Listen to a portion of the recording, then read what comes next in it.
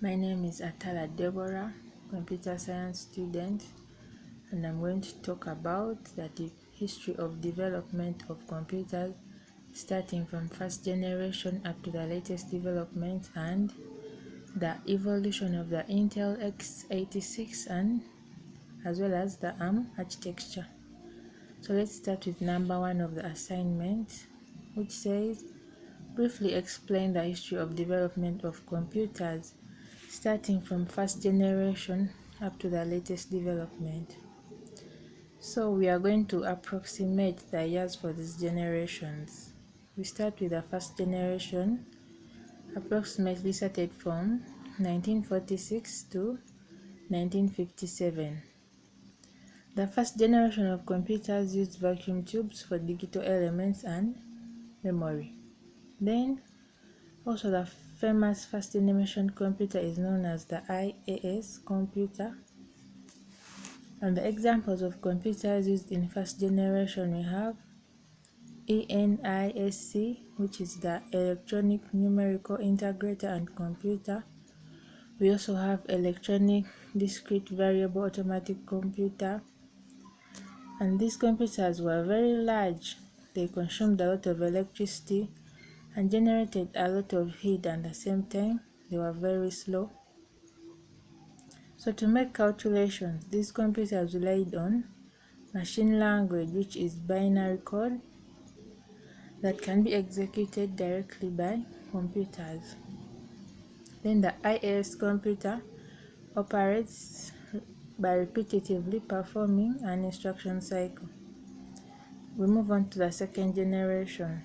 The approximated years are 1957 to 1964. For the second generation of computers, there was a replacement of the vacuum tubes with transistors. Then you see that the transistors can be used in the same way as vacuum tubes to construct computers. Though these transistors are solid-state devices, they are smaller and they generate less heat. Then for the second generation of computers, there was an improvement of speed and reliability. They consumed low power, they generated less heat, and they were smaller in size compared to the first generation computers. The examples, we have the IBM 1620, the IBM 7094. That is all about the second generation. Move on to the third generation. Approximated years were 1965 to 1971. The third generation computers used integrated circuit technology. Therefore, the generation is defined by integrated circuits. Then we see that a single integrated circuit has many transistors, resistors, and capacitors along with the associated circuitry. It became possible to fit thousands of circuit elements into a small region, and hence the size of the computers eventually became smaller and smaller.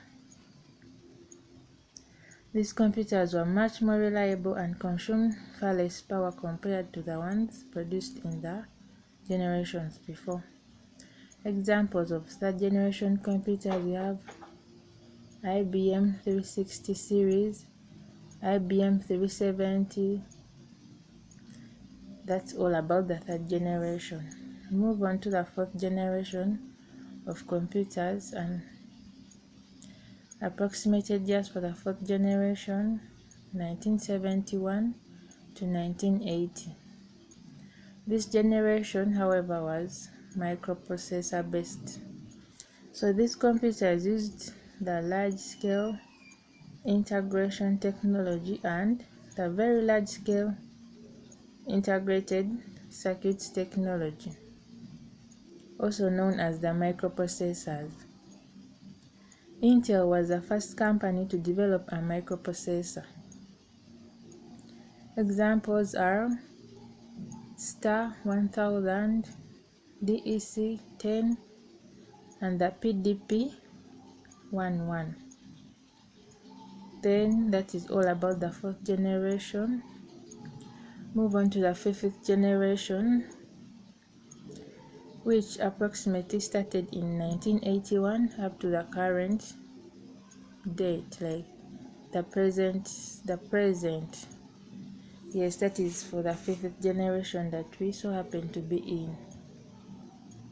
Then for this generation of computers, the methods of input include modern high-level languages like Python and Java.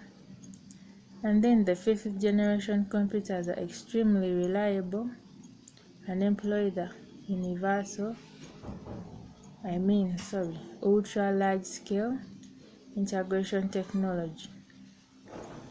And then for this present generation, we have seen that the computers also are very advanced, whereby they use the parallel processing hardware, the artificial intelligence software, there is machine learning and robotics. And to add on, we have the 5G networks for those 5th generation computers. That is all about the history of development of computers, starting from the 1st generation up to the latest development. Let me move on to number 2, which says briefly explain the evolution of the Intel x86 and the ARM architecture. Let me start with the evolution of the Intel x86 architecture.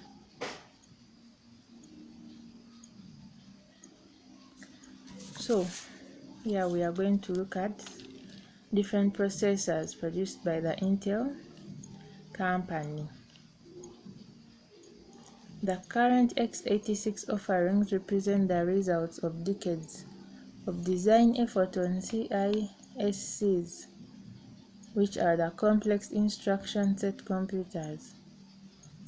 Then the x86 incorporates the sophisticated design principles once found only on mainframes and supercomputers, and serves as an excellent example of the CISC design. So the highlights of the evolution of the Intel product line are: we start with the 8080 microprocessor. This was the world's first general-purpose microprocessor, and it was used in the first personal computer. It was an 8-bit machine with an 8-bit data path to memory. Then the 8086, which followed the 8080, it was the first appearance of the x86 architecture that we are now looking at, the evolution of the Intel x86. And the 8086 was a 16-bit machine with a wider data path and large registers. Then from the 8086 we see that they produced the 8088, which was used in the IBM first personal computer. Then we move on to the 80286, which was produced after the 8088. It was an extension of the 8086, and it enabled addressing a 16 MB memory instead of just 1 MB. And after the 80286 we have the 80386 processor. It was Intel's first 32-bit machine, the first Intel processor to support multitasking, meaning it could run multiple programs at the same time. So we go to the next production, that was the 80486. It offered a built-in math coprocessor, offloading complex math operations from the main CPU. It was introduced with sophisticated instruction pipelining. So after the 80486, we see that Intel's Intel goes on to produce the Pentium. Intel produced the use of superscalar techniques, which allow multiple instructions to execute in parallel through the Pentium. After the production of the Pentium, we look at production of Pentium Pro. The Pentium Pro continued the move into superscalar organization, began with Pentium. Then after the production of Pentium Pro, Intel goes on to produce Pentium 2. The Pentium 2 incorporated Intel MMX technology, which is designed specifically to process video, audio, and graphics data efficiently. So from the production of Pentium 2, we see that Intel goes on to produce Pentium 3. The Pentium 3 incorporates additional floating point instructions. After the production of Pentium 3, we see they produce Pentium 4, which includes additional floating point and other enhancements for multimedia. After production of Pentium 4, we see there is Core. They produced the Core, C-O-R-E. This was Intel's first x86 microprocessor with a dual core, referring to the implementation of 2 cores on a single chip. After the production of the Core, we see that they go on to produce the Core 2. The Core 2 quad provides 4 cores on a single chip. And according to some of the research I did, Intel produced the 11th gen Intel Core, the 12th gen Intel Core, the 13th gen Intel Core, and they are the world's fastest desktop processors at the moment. They enable world-based gaming experience. They are available with up to 24 cores and 32 threads. They have an unmatched overclocking experience, continued advances in content creation performance.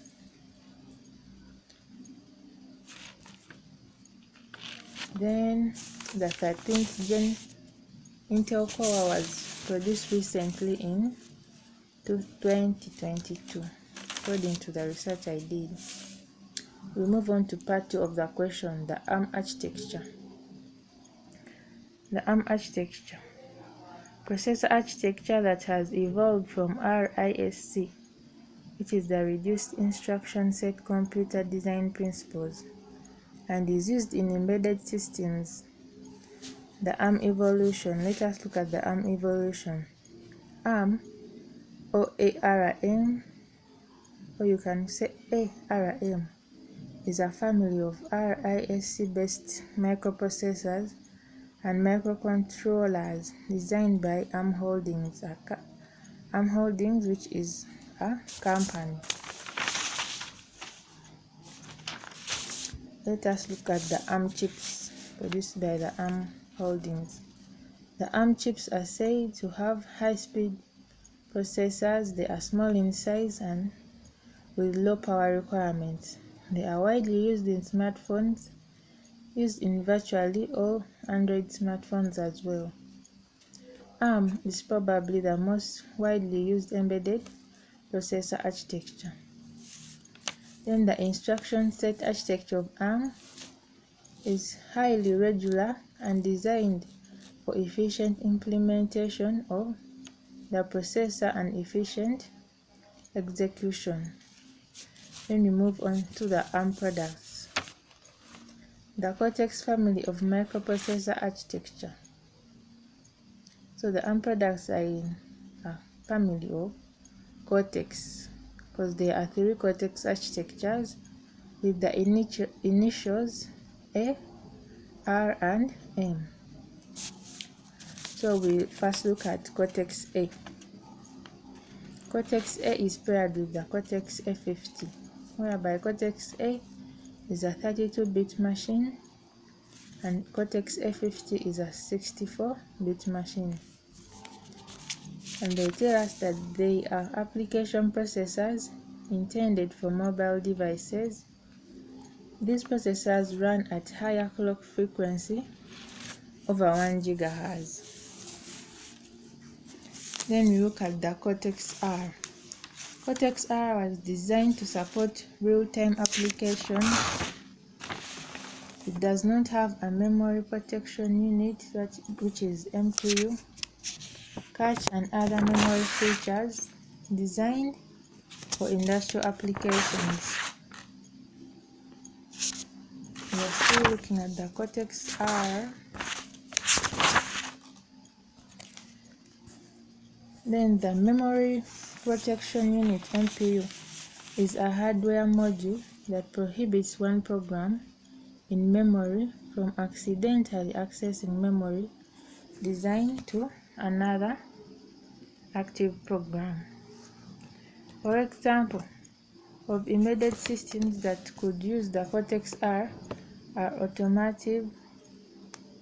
examples of embedded systems that could use the Cortex-R are: we have automatic braking systems, mass storage controllers, networking and printing devices. The Cortex-R also includes enhancements both to the instruction set and to the processor organization to support deeply embedded real-time devices. Then lastly, we have the Cortex-M, the third of the Cortex family microprocessor architectures, the Cortex-M. So Cortex-M series processors have been developed primarily for the microcontroller domain. There are currently 4 versions of the Cortex-M series, which is the Cortex-M0, Cortex-M0 Plus, we have Cortex-M3, and the Cortex-M4. The Cortex-M architecture has an MPU, which is the memory protection unit, but no MMU, and uses only the Thumb2 instruction set. The market for the Cortex-M includes Internet of Things devices, wireless, sensor or actuator networks, automotive body, electronics. So the Cortex-M, we have said it has 4 versions: the Cortex-M0, Cortex-M0 Plus, Cortex-M3, and Cortex-M4. The Cortex-M0 is designed for 8 and 16-bit applications. The model emphasizes low cost, ultra low power, and simplicity. Then the Cortex-M0 Plus, the second version it is an enhanced version of the M0 that is more energy efficient. Then the Cortex-M3 is designed for 16 and 32-bit applications. This model emphasizes performance and energy efficiency.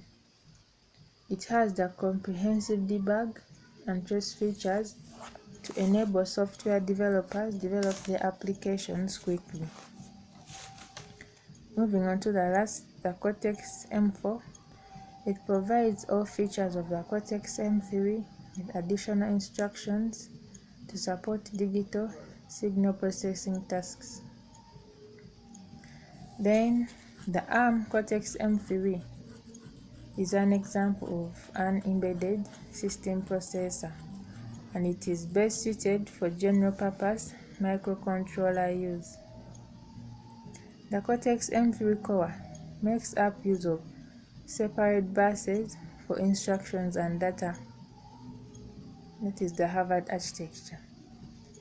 Then the von Neumann architecture uses the same signal buses and memory for both instructions and the data.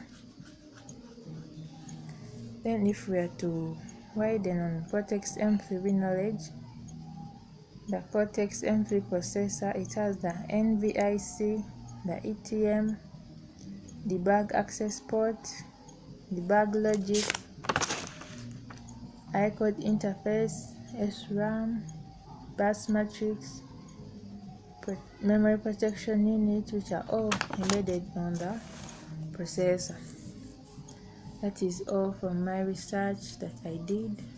Thank you very much.